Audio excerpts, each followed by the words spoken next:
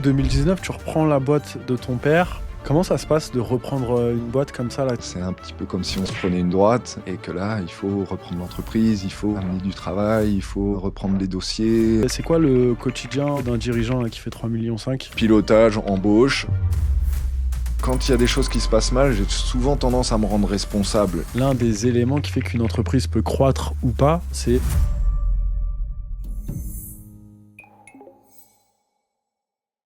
Michael, bonjour. Merci d'avoir accepté l'invitation sur le podcast Bâti Légende. C'est le podcast où je vais à la rencontre d'entrepreneurs au parcours inspirant. J'ai pas mal de questions. Je rappelle à tous ceux qui nous regardent que le podcast n'est pas préparé, donc j'ai pas prévenu Michael de toutes mes questions. Si t'es pas à l'aise, n'hésite pas à juste switcher. Normalement, il n'y aura pas de questions indiscrètes, mais l'idée, c'est vraiment d'en savoir un peu plus sur ton parcours, ton entreprise, comment tu gères, etc. Pour inspirer d'autres personnes, donner des filons, partager tes problèmes aussi. C'est parti. Est-ce que tu peux te présenter déjà? Comment tu t'appelles? T'as quel âge? Bonjour Eddy, merci pour l'invitation. Donc Michael Leménaire, j'ai 41 ans. Je suis gérant de l'entreprise Leménaire, une entreprise située à Angers, Maine-et-Loire, dans le 49, qui vient de fêter ses 80 ans. Parce que j'ai la chance et la fierté de continuer une aventure familiale qui a été commencée par mon arrière-grand-père en 45. Plomberie, chauffage, maintenant climatisation, salle de bain clé en main, photovoltaïque et électricité aussi. On est 28 collaborateurs à date, et ça va de l'installation au dépannage, à la maintenance, sur principalement de la rénovation, un petit peu de neuf, et chez autant le particulier que sur le tertiaire, réponse à appel d'offres. Pour la partie maintenance, dépannage, ça va aussi autant du particulier que sur des hôtels ou des plus grosses maintenances, chaufferie. Mon parcours perso, ça a été études un petit peu en commerce, en Attends, technique. alors juste, excuse-moi, je te coupe. T'as quel âge toi, Michael? 41 ans. 41. Et donc, j'aimerais là, parce que d'habitude, tu vois, je demande le parcours des invités perso. Mais là, tu parlais de la boîte qui a 80 ans et qui a été fondée par ton arrière-grand-père. Donc en 45, ton arrière-grand-père, si je dis pas de bêtises, il s'appelait Marcel. Est-ce qu'on peut repartir de là? Marcel, pourquoi est-ce qu'il crée cette entreprise?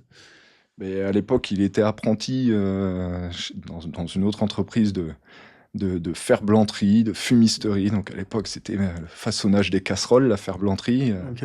réparation de nos anciennes machines à laver, les lessiveuses, et aussi de la fumisterie. C'était un petit peu des hommes à tout faire, des tout corps de métier, les poils, bref, un petit peu tout ce qui touchait au manuel dans les maisons. Il a repris l'activité du monsieur Noton, il s'appelait. J'ai pas forcément de traces d'historique, de dates précises de tout ça, mais pour le coup, il a lancé la société Climat Sanit, qui était le nom officiel de l'entreprise au tout démarrage, qui a été rebaptisé Leménaire. Il a fait ça jusqu'en 78.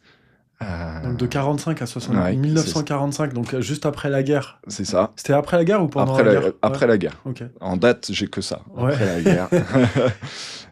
Et donc, ça jusqu'en 78. Mon grand-père, Marcel également, il s'embêtait pas trop pour les prénoms à l'époque, je pense, a repris l'activité, donc la succession familiale aussi. Ensuite, ça a été mon papa qui a repris l'activité de mon grand-père en 89. Ok. En 89, j'avais donc 5 ans. J'ai grandi dans les jupes de papa, à travailler avec lui pour dépanner ou pour suivre ou pour le travail d'été. Et puis moi, j'ai repris en 2019, Ok. clairement. Et déjà, donc entre 1945 et l'entreprise de ton père, donc qui est passé donc de ton arrière-grand-père, ton grand-père et ton père, Déjà, l'entreprise de ton père, c'était quoi l'évolution? Puisque ton père, enfin, ton arrière-grand-père, bon, il entretenait des casseroles, il faisait un petit peu, il y avait pas vraiment de plomberie, j'imagine, à l'époque, au Ah si, un sens petit peu, où on sûrement il l'entend. travaillait le plomb à Voilà, l'époque, mais il travaillait tout c'était ça, mais il y avait pas les réseaux qu'on a ah non, aujourd'hui, non, ni non, d'évacuation, ni d'eau sanitaire. c'est ça. C'était les petits poêles à gaz, quand sûrement les petits poêles charbon à Ouais, l'époque. Après, mon grand-père a suivi du coup les réseaux. J'ai encore une pièce d'ailleurs d'un apprenti qui avait été formé par mon grand-père dans les locaux où c'était le plomb, hein, les évacuations en plomb. Le cuivre commençait aussi déjà. Et c'était passé sur la partie plomberie pure, réseau, chauffage, avec ton grand-père? avec mon grand-père. OK. Quand mon papa a repris, c'est là qu'est venue la climatisation, le chauffage de manière complète, des chaudières gaz, fioul, et les dépannages qu'allaient avec, les entretiens. OK. Donc toi, tu as grandi, ouais, vraiment, tu étais né dans une entreprise de plomberie chauffage? C'est ça. Hem et raconte-nous un petit peu ton parcours là. Tu donc tu as grandi, alors pour rappel, tu viens d'Angers? Tu es Mmh. né à Angers? Né à Angers. Né à Mmh. Angers. Heu, Partage-nous ton parcours un petit peu scolaire. Comment tu as évolué? J'ai, fait mes études générales, parce que je jouais au foot, à l'époque et donc il me fallait, tout faire pour trouver le bon collège, puis le lycée qui me permettait de faire sport études foot. OK.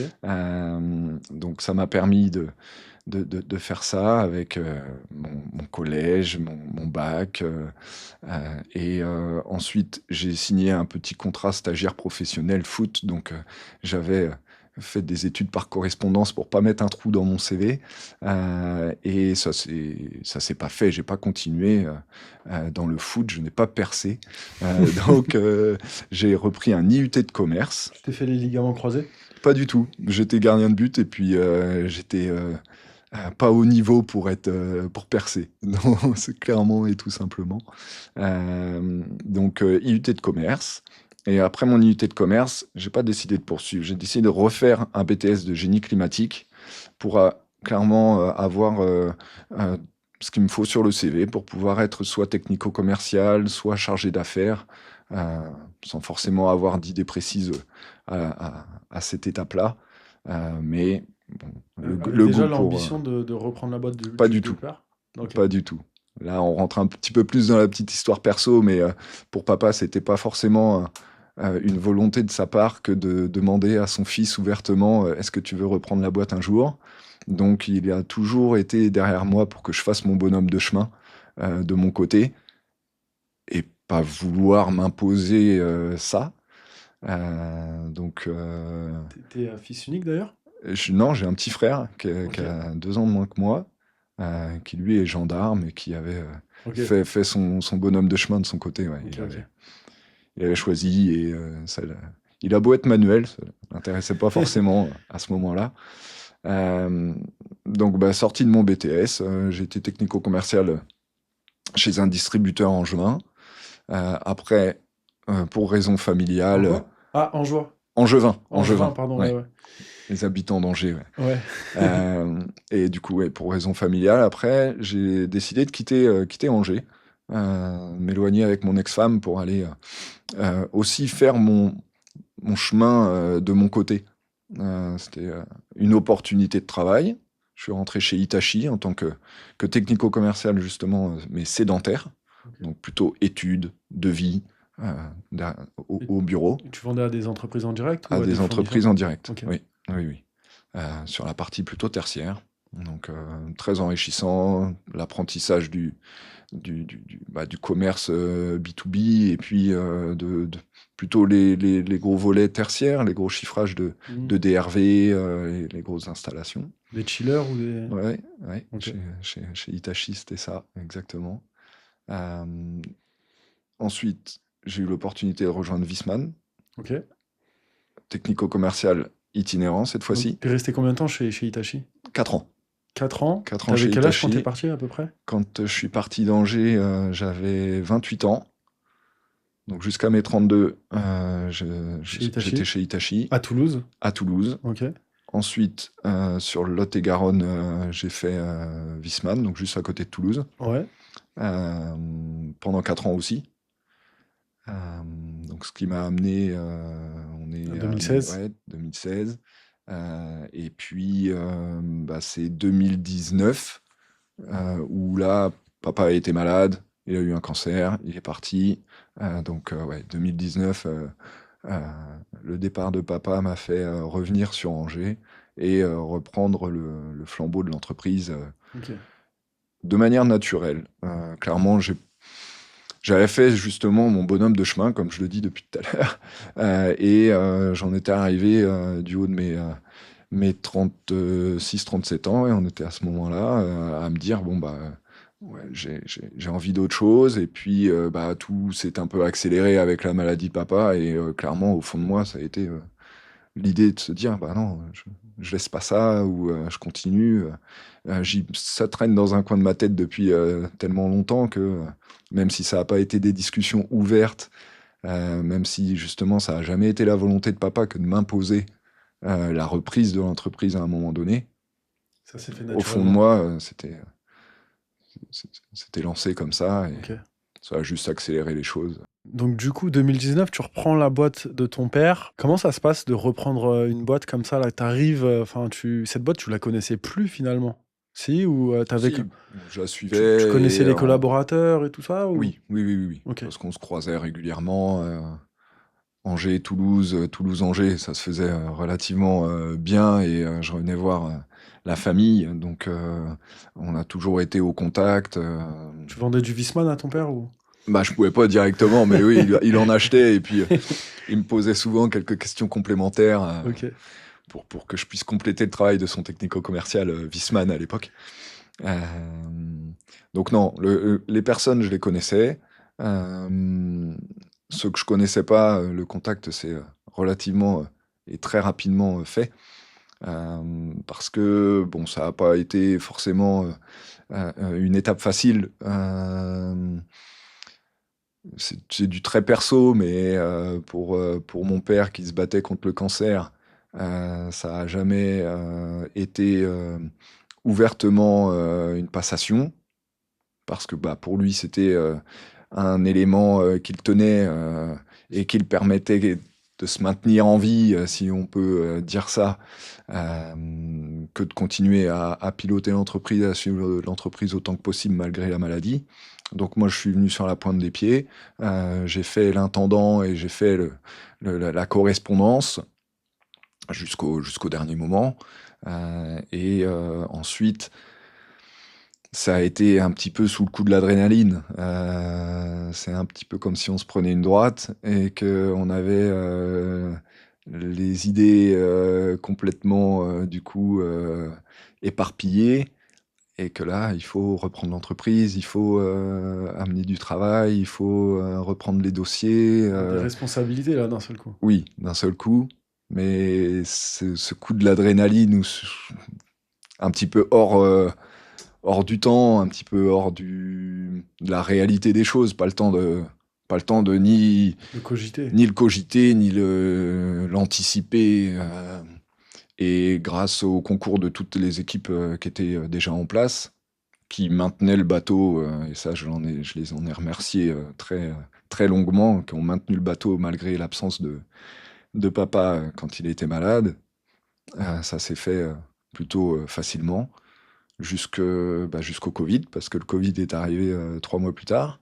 Donc t'as repris l'entreprise, boum, Covid. Boum, 3 mois plus tard, on t'annonce dans les médias qu'il ne faut plus sortir.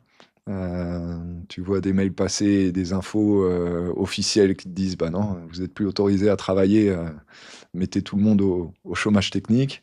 Je l'ai pris positivement parce que moi, ça m'a permis de me poser, ça m'a permis de bûcher en restant au bureau et en dormant dans le bureau derrière pour pouvoir bien bosser, mettre le nez dans les papiers, de préparer la suite. Mais oui, ça a été, on va dire, 6 mois au complet jusqu'à la reprise après Covid, plutôt hors du temps pour moi et en pleine, OK. ouais, en pleine effervescence du sujet. Et donc, tu reprends la boîte, il y avait combien de personnes là, au moment où tu reprends la boîte? 13 personnes. 13 personnes et le chiffre d'affaires à ce moment-là à peu près en Moi, c'était 1 100 000, 1 3 000 000, OK. pour donner la fourchette. Et là aujourd'hui tu fais combien? Aujourd'hui, on est à 3 5 millions. Donc tu as plus que, doublé le chiffre Oui, d'affaires et vous êtes à, combien de collaborateurs aujourd'hui? 28. 28 tu disais Ouais, tout à l'heure, ouais. 28. Donc, bah, félicitations déjà. Merci. Dire que tu repris, le flambeau, Mmh. pendant une période difficile et tu as quand même réussi à générer de la croissance et à faire 100 de croissance en quelques années, c'est top, sachant que tu es un nouveau dirigeant.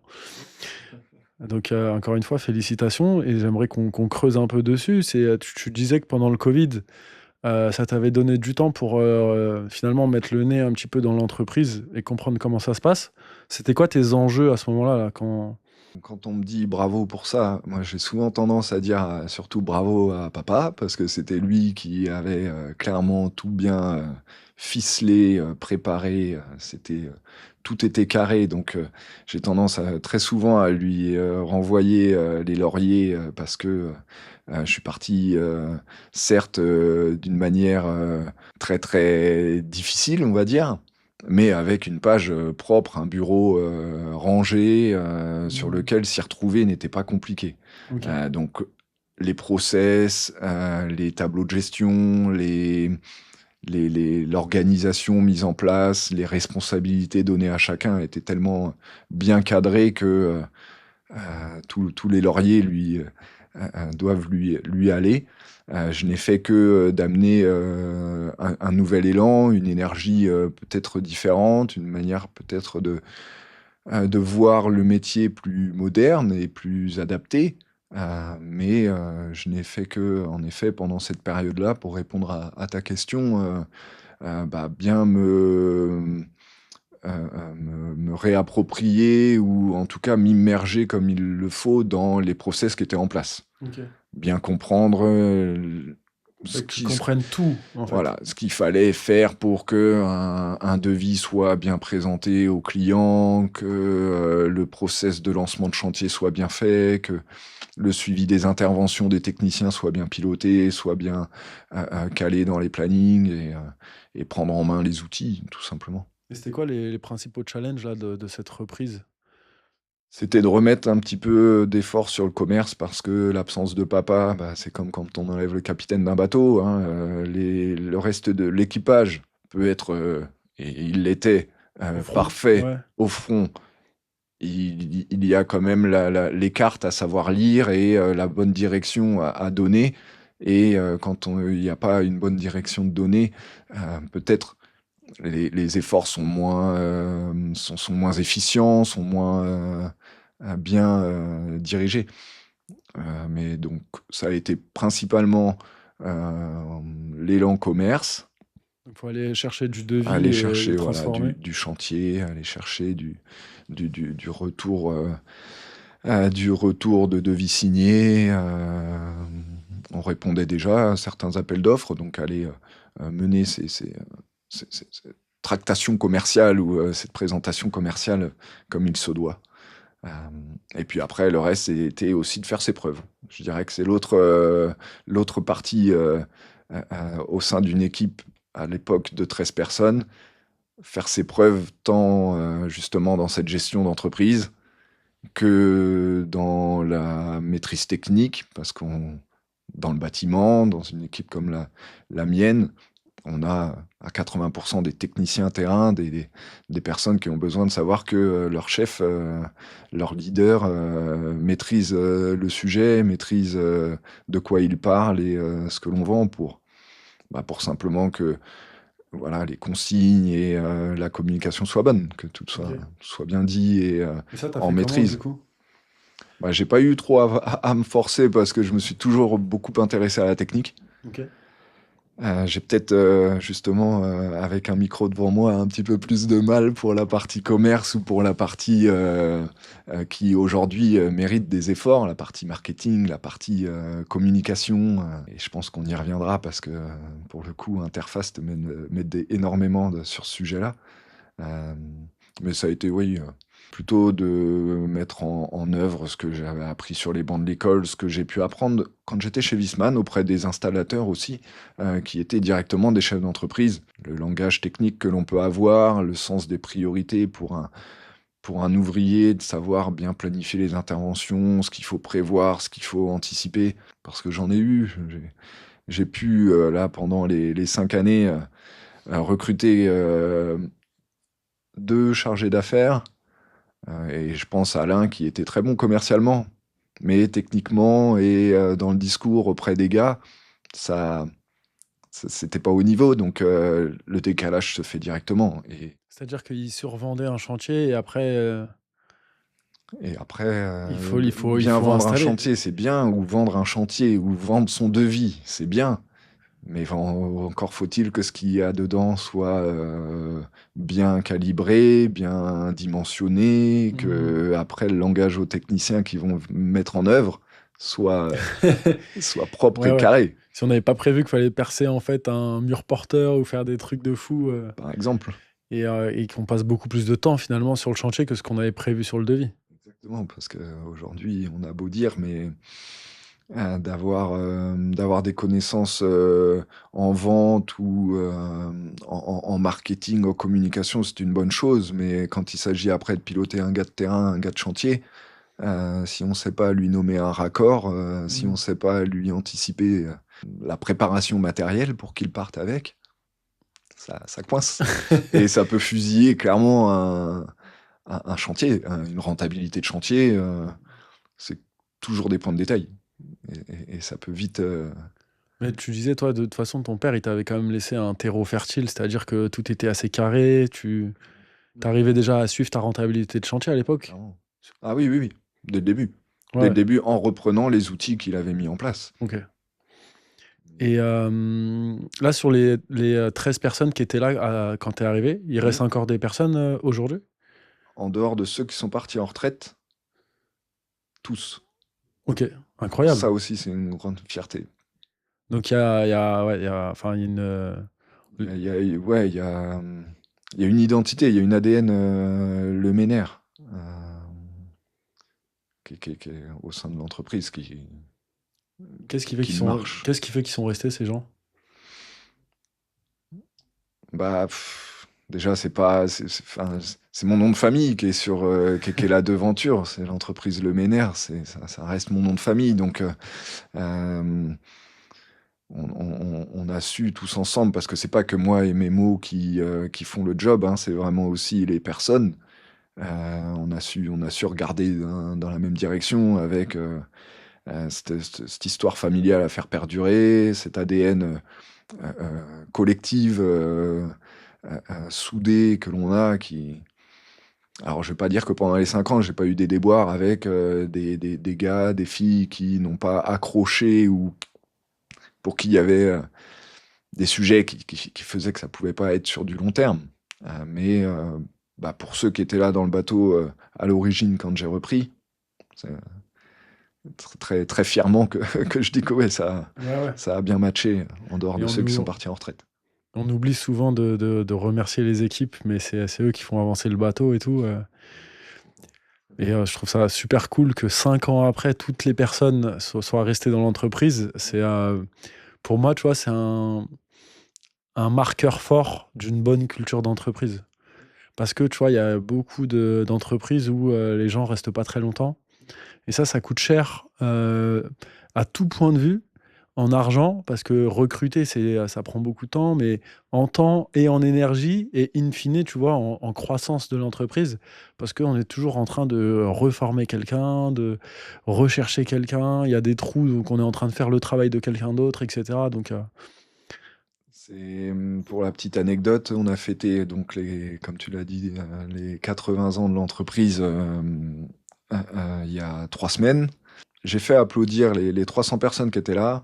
Il y avait 300 personnes. Ouais, il y avait 300 personnes, ouais. Incroyable. Et encore, on n'a pas trop forcé le trait. Donc ça, euh, le manque de bonne communication et des efforts à faire de ce côté-là. Mais si on avait pu en accueillir plus, on aurait eu plus. Mais en effet, quand j'ai fait mon discours, j'ai pas demandé à ce que les gens ils m'applaudissent à moi. Non, je leur ai vraiment fait applaudir. J'ai les vidéos, hein, j'ai les preuves. Parce que je le rappelle aux gars de temps en temps. J'ai fait applaudir les gars, les équipes.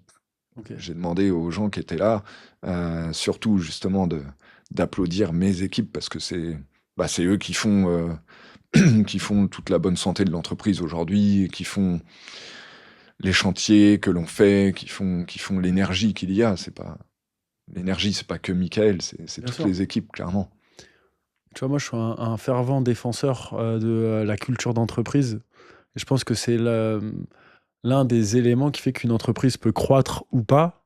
Tu vois, c'est un peu l'alignement entre les collaborateurs sur certaines valeurs, sur certains principes, sur certains comportements ou idéologies. Et c'est quoi un peu la culture là, chez Le Ménère? Si on devait mettre des mots dessus, L'objectif, c'est pas évident, hein, mais... bah, j'ai naturellement en soi, ou peut-être suite à discussion avec ma femme ou avec des amis, euh, décidé de mettre des mots justement qui est cette ligne conductrice, qui est, comme je disais tout à l'heure, quand il n'y avait pas le capitaine dans le bateau, peut-être bah, forcément il y avait un peu moins de commerce, un peu moins de chantier, parce que on est tous humains, on a besoin de voir où on va, où on a besoin de savoir pourquoi on se lève le matin. Mm.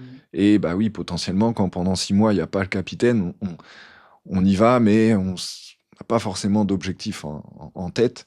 Et donc, la ligne conductrice aujourd'hui pour le MENER, c'est l'objectif des 100 ans. C'est que moi, je me suis mis ça en tête et j'ai mis ça dans chacun de mes discours, dans beaucoup de mes mots auprès des équipes. C'est de dire que bah, tout ce qu'on fait aujourd'hui, on le fait pour s'épanouir au travail, parce que je reste quelqu'un de très humain et très attaché à ça. Euh, Donc, si, prendre du plaisir. Prendre du plaisir à ce qu'on fait chaque jour, ce pourquoi on se lève, donc adhérer à l'ADN de l'entreprise pour laquelle on travaille. Et à mes yeux, il n'y avait rien de mieux que de savoir pourquoi on le fait. Et du coup, pourquoi on le fait aujourd'hui, c'est objectif les 100 ans. Donc une vision long terme. Vision un peu plus long terme, en effet, pour justifier ce qu'on fait au quotidien. C'est pas donné à tout le monde de se rappeler de ça, donc c'est mon travail justement dans des petits points hebdomadaires que je peux faire. Chaque matin, on prend le temps de prendre le café ensemble, discuter des choses, des chantiers principalement, mais s'il faut discuter d'autres choses, ok, on le fait. D'essayer au sein des équipes d'organiser mensuellement ou tous les 2 mois, sinon, des petites activités communes. Un coup, on va faire un karting, un coup, on va faire un cours de cuisine.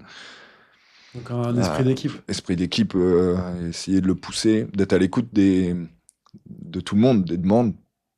Ok, je peux peut-être pas tout prendre en compte et tout traiter ou tout satisfaire toutes les demandes, mais au moins de les entendre, soit comprendre pourquoi elles sont posées et pouvoir en sortir quelque chose, soit mettre en place, parce que je trouve que pour n'importe qui, de pouvoir apporter son grain à l'édifice, de pouvoir amener son idée, amener son petit plus, et que ça soit appliqué, il n'y a rien de plus valorisant, gratifiant. Bien sûr. C'est une sorte de reconnaissance envers le collaborateur. Oui, et puis disons, je me suis souvent mis en tête qu'il fallait être leader et non pas manager. Tu J'aime peux expliquer parfois la jouer sur les distinction? mots. À mes yeux, être leader, c'est aller avec les gars, aller au front. Aller au front, d'être le leader, c'est voilà, d'aller avant même les gars dans la direction que l'on vise. Ne pas être derrière à dire oui, allez-y, vas-y, faites ci, faites ça, et que ce soit eux qui aillent au front. Donc, c'est pas... Moi, je te rejoins à 2000%.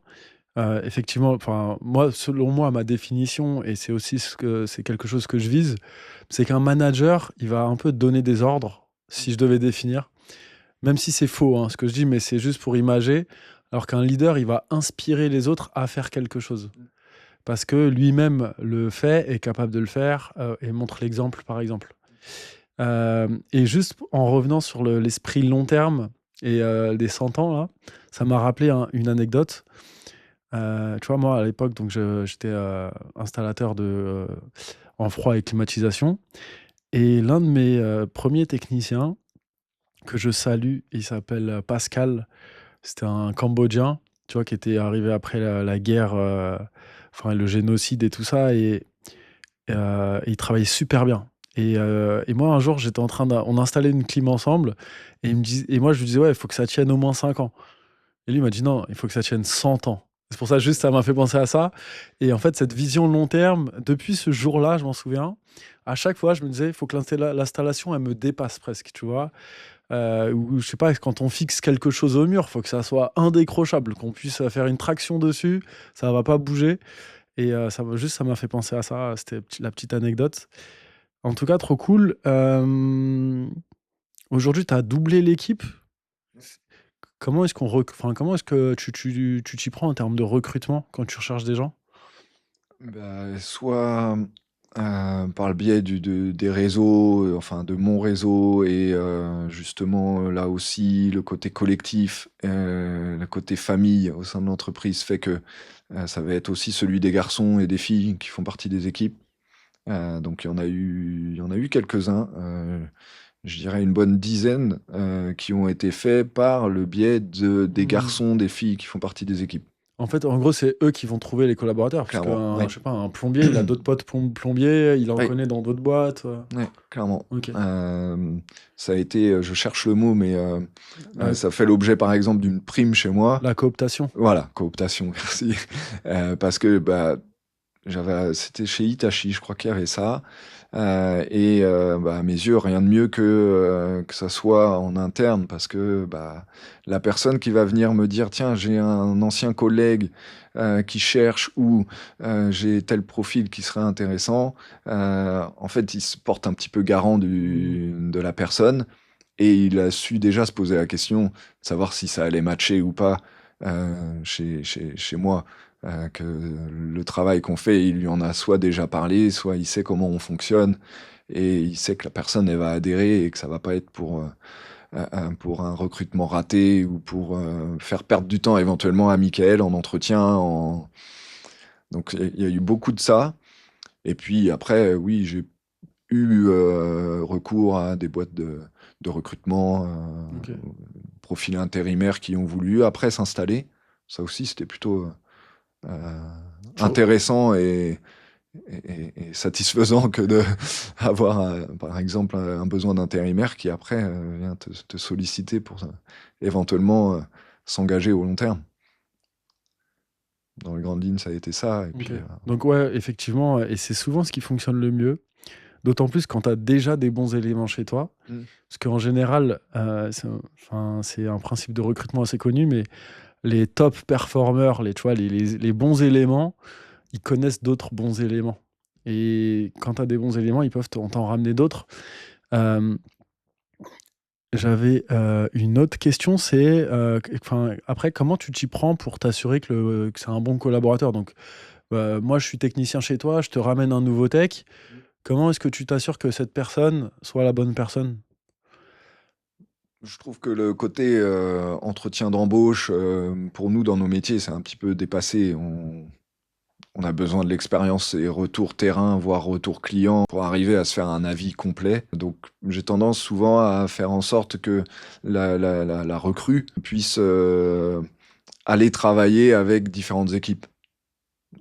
En forme d'intégration ou de découverte en tout cas, sauf besoin exceptionnel d'un chantier où là, il nous faut être, à 100 mais de la même manière que la communication, le côté famille, bah, si cette recrue, elle peut, être allée travailler avec différents techniciens, différentes, personnes dans l'entreprise, ça me permet d'avoir les retours de tout le monde OK. et Donc c'est une bonne intégration, disons que c'est comme ça mais que je en amont de l'intégration, là, avant de te dire: «OK, je te tope la main, je te prends».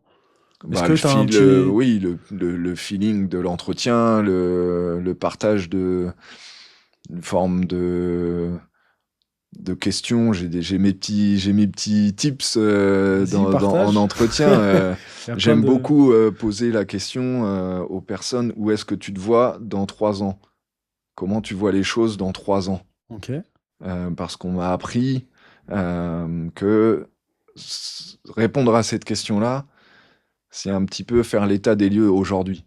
Personne qui peut prédire le futur. Donc dire comment on voit les choses dans 3 ans, c'est un petit peu statuer. Je le fais même dans les entretiens individuels, parce que c'est un peu statuer sur le moment présent. Dire, bah, si dans 3 ans je me vois avec tel outil, tel type de chantier, avec tel type de personnes autour de moi, bah, foncièrement, c'est ce qu'on veut aujourd'hui, ce qu'on aimerait, ou Ouais, ce qui permettrait de... ok. De savoir un petit peu Voilà. comment on se projette.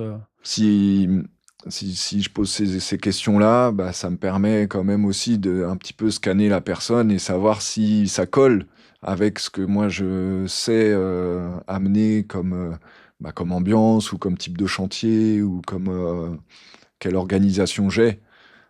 Si la personne me dit dans 3 ans, je me vois, je grossis le trait, mais utiliser que mon téléphone portable pour travailler, c'est ce qui me permettrait d'être zen, relax et de m'épanouir. Bon, bah, à un moment donné, ça va bloquer chez moi, parce que ça va d'abord être la caisse à outils, et ça va Ouais, d'abord être un peu d'huile de coude, et le ça te téléphone permet. portable Ouais. uniquement pour remplir les rapports, les bons d'intervention peut-être, mais donc ça me permet, voilà, de... T'as d'autres petites astuces ou d'autres petites Non, questions après, que tu poses? j'aime à poser beaucoup de questions, et à, ouais, à essayer de cerner les personnes au plus possible. Donc c'est vraiment une Bon, conversation, quoi. oui, Où t'as envie de sentir les tripes un peu de la oui, personne. oui. Et d'ailleurs, tu recrutes en ce moment si t'as envie de te faire un peu de pub là ou de. Ouais, Il y a franchement, ouais, beaucoup de tech. s'il y a un frigoriste angevin qui a envie de découvrir Tu recrutes un frigoriste du coup? un frigoriste, ouais. Tu Ouais, recrutes ouais. d'autres personnes? Un frigoriste et éventuellement un électricien, Ok. ouais. Ouais, Sur Angers. sur Angers. Bon, vous avez entendu, s'il y a un bon frigoriste ou un bon électricien qui a envie d'aller dans une belle boîte, n'hésitez pas à postuler. D'ailleurs, comment est-ce qu'on postule chez toi? Ben, soit via le site internet sur lequel on peut envoyer contact pour donner et laisser les coordonnées, soit tout simplement un coup de fil au secrétariat, et puis Ok. voire même s'il faut, il y a mon numéro de portable qui doit traîner quelque part Sur le site? sur les réseaux, Ok, ou sur... Faut pas hésiter, même par les réseaux, Facebook, Insta. ça marche. Tu disais tout à l'heure que, je reviens encore un petit peu en arrière, que l'un de tes challenges a été de relancer la machine commerciale. Ce que tu as réussi à faire, apparemment. Que, enfin, du coup, en plus, le Covid, ça a posé un peu un arrêt presque du travail. Enfin, comment tu t'y es pris et quels ont été les impacts un petit peu du Covid sur la partie commerciale? Alors, les impacts, je vais commencer par les impacts Covid pour la partie commerce, parce que dans le bâtiment, autour en tout cas de la maison individuelle et du particulier, le Covid, il a eu tout de même cet effet à relancer une activité. À relancer? Oui, à mes yeux, le particulier, il a sorti de cette période Covid, euh, soit économisé de l'argent et voulu refaire une salle de bain, ou refaire le jardin, s'il l'avait pas fait lui-même pendant le Covid. Mais en tout cas, à mon niveau, on a eu un petit regain de demandes, et potentiellement peut-être de budget chez les particuliers pour des travaux. Euh, donc, ça a un petit peu facilité, je pense, le travail à mon niveau. Après, derrière, ça a été plus d'essayer d'optimiser les fameux process qui étaient déjà en place, c'est-à-dire bah, de bien travailler les devis, de bien travailler les remises de devis avec de l'offre détaillée, avec peut-être une méthode un peu plus commerciale, dans le sens où bah, une offre, elle se doit d'être relancée, elle se doit d'être argumentée, d'être détaillée, peut-être avec un temps de réponse plus rapide que ce que faisait mon papa avant, et puis essayer de faire un meilleur suivi, tout en optimisant les coûts. Clairement, là aussi, j'ai eu un gros travail que tous ces coûts cachés et tous ces frais généraux qui pouvaient être un petit peu gommés ou travaillés. Euh, j'y ai dépensé beaucoup d'énergie à ça. Parce que du coup, en fait, enfin, parce que je reviens, mais toi, tu as de la demande. Mm, Je voudrais que tu me dises après d'où est-ce qu'elle vient cette demande. mhm. Mais le principal de ce que tu as optimisé, c'était à partir du moment où tu as de la demande, améliorer le taux de conversion en faisant des devis plus clairs, plus détaillés, en répondant plus vite, en relançant tous ces devis où il y avait un manque d'optimisation. Cette demande, elle vient d'où aujourd'hui? Et est-ce que tu as mené des actions pour augmenter cette demande? Alors, désolé si ça peut parfois paraître arrogant, mais ça ne l'est pas du tout, au fond. Bah, c'est juste que le Ménère, sur la place d'Angers, on a une certaine renommée. Et bon, clairement, aujourd'hui, jusqu'à aujourd'hui, je touche du bois, j'ai pas eu à forcément faire énormément d'efforts pour susciter de la demande. Donc ça, c'était une grande chance d'avoir Ça, c'est, récupéré voilà, l'entreprise oui. familiale. Autant ça a été une chance que ça a été un stress comme il n'y a pas, parce que disons que peut-être là j'ai le sourire quand je parle de l'entreprise, mais clairement des fois c'est un fardeau qui est relativement lourd à porter, déjà de rendre fiers mes pairs et de travailler tout aussi bien, voire mieux, pour pérenniser et puis pour maintenir le niveau et cette renommée ou on est reconnu un petit peu pour du travail de qualité, donc pas casser Ouais. l'image, La pas. confiance Ouais, qui a mis du clairement. temps à se Mm. construire. Donc, on a toujours eu de la demande et le téléphone a toujours sonné. Ok. Donc après, derrière, c'était en effet, comme tu l'as dit, viser le taux de transformation et d'optimiser un petit peu tout ce que l'on peut optimiser. Et Dieu sait qu'il y a beaucoup de choses à optimiser dans chaque entreprise. Mais voilà, optimiser cette réussite de transformation de devis par des réponses, en effet, où j'ai essayé de répondre plus rapidement, plus clairement. Euh, Proposer des salles de bain, par exemple, clé en main, ce qui n'était pas le cas auparavant. Donc, faire évoluer L'offre. ce Ouais. volet-là. Bien mettre en évidence la volonté d'installer et de maintenir derrière. Donc que ce soit pour des chaudières, des pompes à chaleur. Ensuite, savoir être agile sur les réponses. Donc autant répondre à un remplacement de WC que à une chaufferie de 200 kilos, qu'une cascade de pompes à chaleur ou qu'un groupe d'eau glacée sur un bâtiment ou sur un hôtel. Voilà, d'avoir cette. Du coup, tu t'en parles pas beaucoup, mais tu réponds aussi à des appels d'offres. Oui, oui, oui. Donc ça te permet aussi d'aller chercher quand même du business, en plus Bien de sûr, répondre à la demande entrante. bien sûr.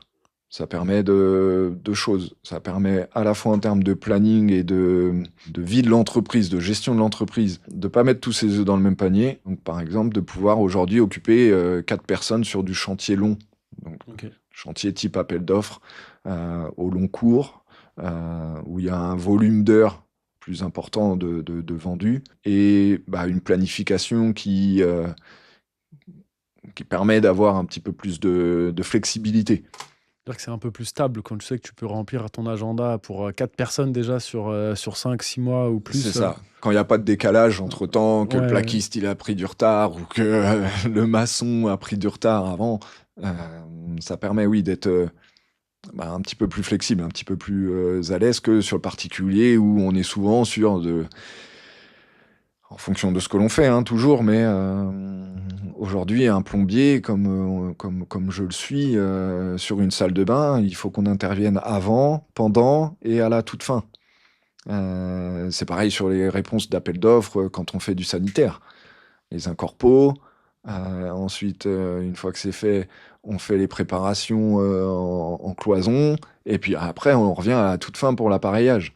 Donc c'est pour la gestion du planning, parfois compliqué, mais ça permet en effet d'avoir 2 niveaux de types de clientèle différentes et d'optimiser. OK. Non, mais je pense, que c'est une bonne manière de voir les choses, de pas mettre tous ses œufs dans le même panier. J'ai plein de petites questions qui viennent là. Redis-moi ton chiffre d'affaires, c'était, Bah, l'année dernière, on a fait 3,5 millions. ouais, 3,5 millions. Ma question, c'est quoi le quotidien, la journée type un peu d'un dirigeant là, qui fait 3,5 millions? Comment tu t'organises tes journées? À peu près, enfin, c'est quoi tes tâches, tous les jours? Bah, ça peut être variable, hein, parce Bien que sûr, comme je mais à peu pense tu près, enfin, pour l'imagines, comprendre. mais les journées types, bon, j'arrive toujours le premier au bureau parce que ça, c'est dans l'ADN aussi familial et je tiens à être le premier arrivé. C'est le moment calme pour pouvoir justement mettre le nez dans les tableaux de gestion, dans le pilotage. La partie pilotage fait souvent mes débuts de journée. Ensuite, l'embauche, avec là aussi une volonté de ma part d'être au contact de mes gars et de garder du pilotage de chantier, de Donc tous m'intéresser. les techs, ils arrivent tous les matins au bureau? Quand les interventions le permettent, oui. OK. Ça reste une habitude ancrée là aussi, Ou en début de chantier peut-être? début de chantier, mais parfois même, on n'est pas trop loin du centre-ville d'Angers, donc en termes d'accessibilité, ça se fait aussi, ça peut se justifier. OK. Ça pourrait être un point à optimiser, je le cache pas, mais c'est Non, un point qui...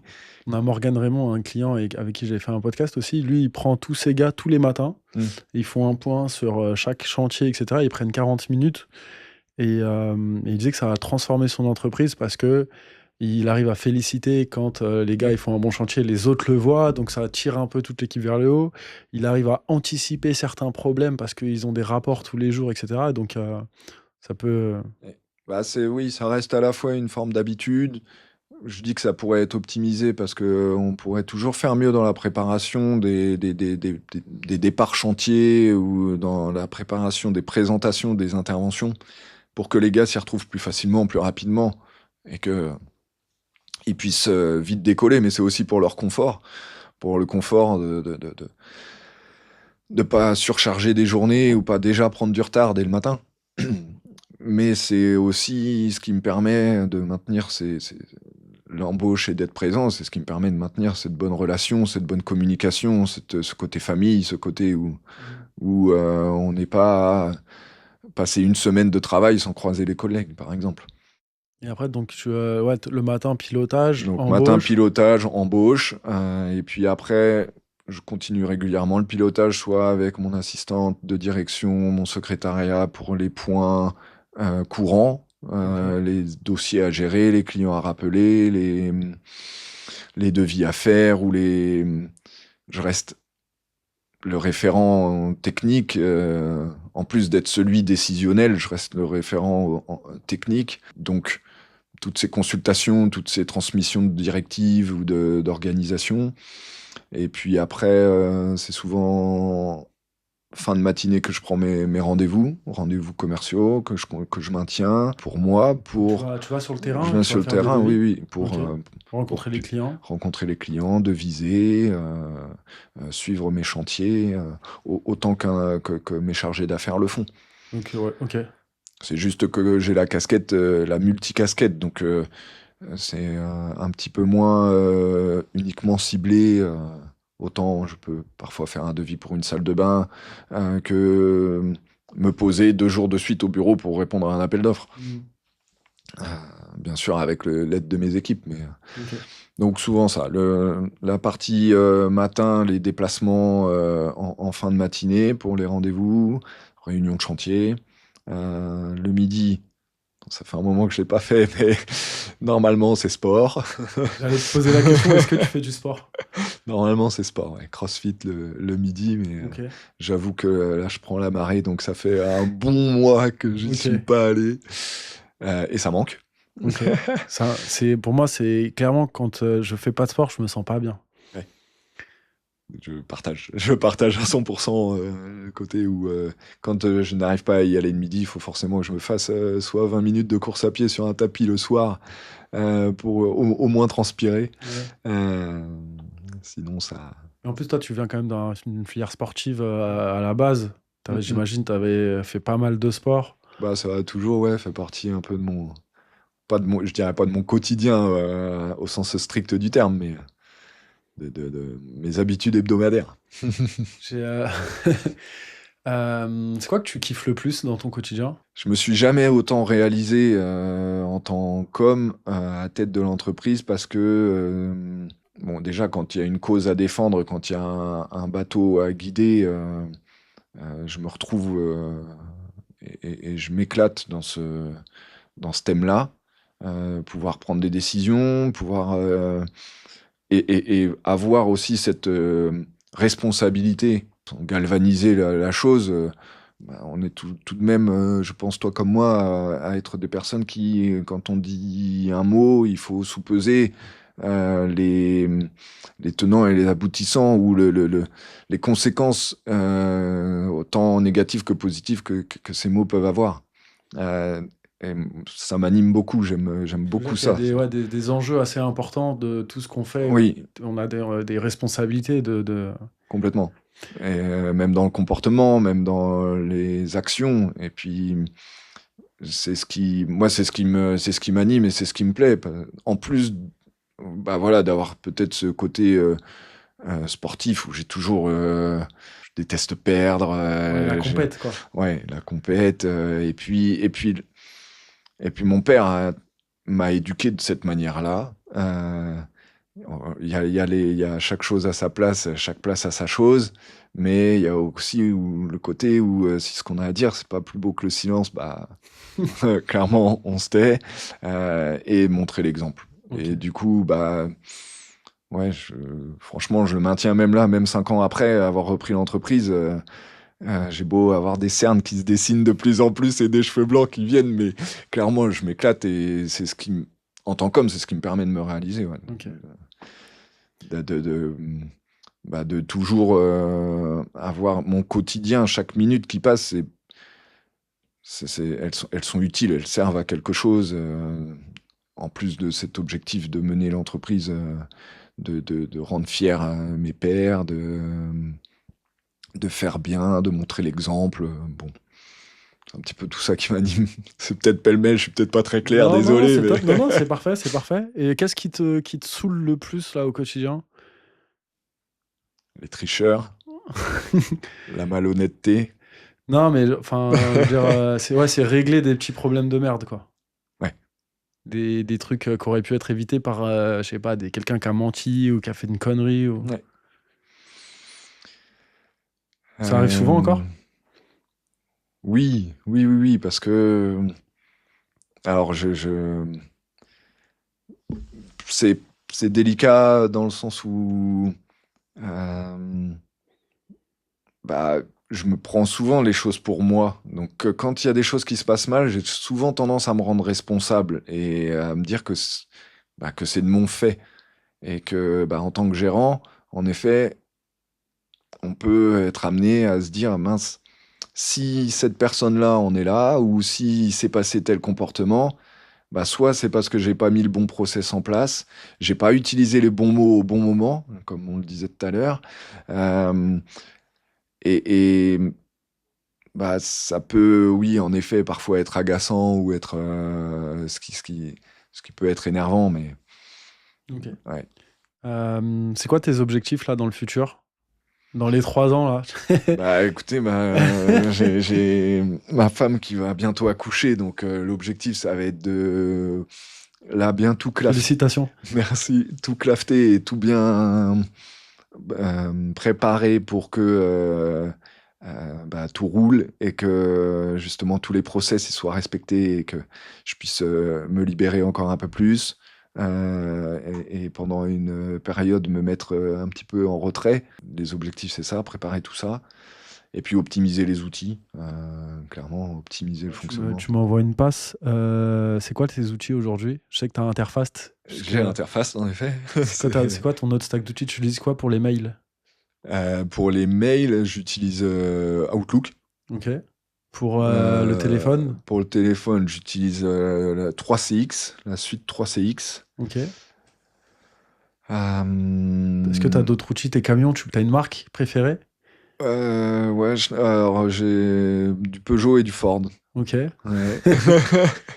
Des nouvelles questions qui m'intéressent et je pense qu'intéressent pas mal tous les entrepreneurs dans le bâtiment. Les outillages, Je suis en Milwaukee. Milwaukee. Ok, je suis un grand fan de Milwaukee aussi. Et puis, Marque de clim. marque de clim, Dekin. Alors que tu es un ancien d'Itachi. Ouais, Non, je ouais. plaisante. Ok. Et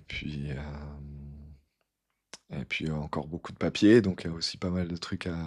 Parce qu'il y a Excel qu'on n'a pas nommé, et qui Ouais. reste un de Mais mes Excel, c'est quand outils. même un outil de pilotage Voilà, qui est qui dans toutes les reste un de mes entreprises. outils. Mais avec Interface, tu Euh, arrives à quand même gommer pas mal de tableaux. Oui, oui, il me reste du travail à faire. J'en découvre chaque jour, mais en effet, j'ai encore Batigest, parce que forcément, Là, t'es sur mon chantier. switch par rapport au volume d'affaires, en effet, quelques dossiers encore, quelques chantiers longs qui ont été signés pardon, sous Batigest et donc que je mène encore avec Batigest, mais où j'ai réduit le nombre de licences et j'ai surtout aujourd'hui Interface. Ok. Clairement, je reprends la passerelle. Bon, et en tout cas, merci beaucoup, Michael, d'avoir partagé tout ton parcours et un petit peu l'ADN de l'EMNR. Merci infiniment et je te dis à très vite. À très vite. Merci beaucoup pour les questions et pour cet échange. Avec plaisir.